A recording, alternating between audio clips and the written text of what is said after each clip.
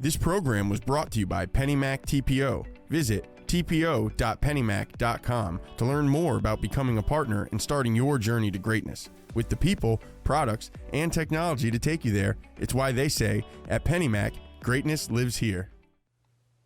Welcome to The Interest. That's Christine Stewart, and I'm Mike Savino. And Christine, I don't know if you're a Simpsons fan like I am, but you might remember Homer was once gifted the Denver Broncos. Well, he's not the owner anymore, but the new owner isn't UWM's Matt Ishbia. That's right, Mike. The Ishbia brothers lost out to the Walton family, but that means they might have some more cash on hand to weather what experts are saying could be a recession. A new survey from Zillow found that most experts don't expect to see the housing bubble burst, but they do think that there's a recession on the horizon. Zillow polled more than 100 experts, and 56% said we'll likely enter a recession before the Fed controls inflation. Nearly half of those experts think a recession will come this year, with this year being the second most common answer.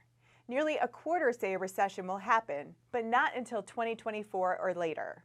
But a majority of those experts do not think this recession will be driven by a housing bubble popping.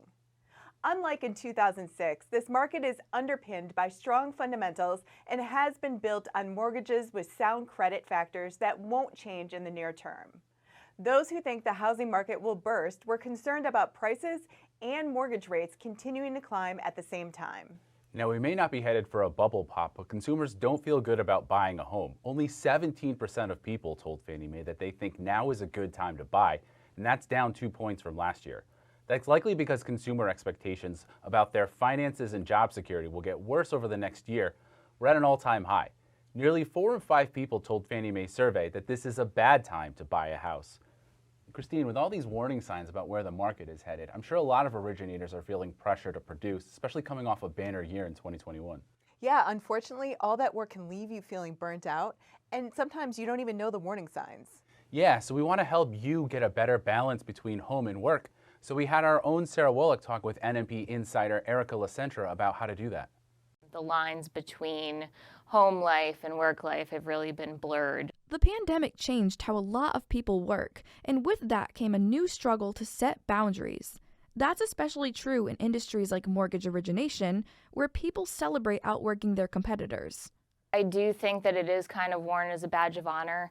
That, the best loan officers or the best salespeople in the mortgage industry are available to their clients 24/7. Now, Erica Lacentra, an executive at RCN Captial, she's hearing more and more people in the industry struggle to balance home and work life.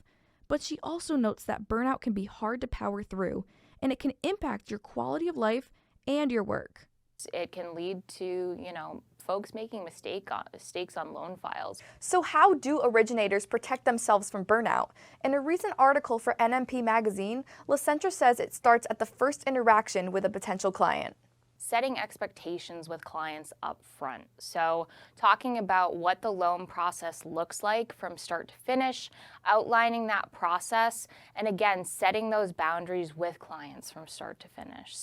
Lacentra knows the possibility of layoffs can create pressure to produce, but she also says layoffs are a sign companies are thinking about their own health first. That should make people in the mortgage industry kind of take a long, hard look and say, you know what, the only people that are going to be looking out for themselves are them. So maybe take a look at their mental health, their work-life balance, and say, hey, is this job really worth it? Or, does it make sense for me to take a little bit of time for myself, prioritize myself when it makes sense and, still be able to accomplish my goals in my job at the same time.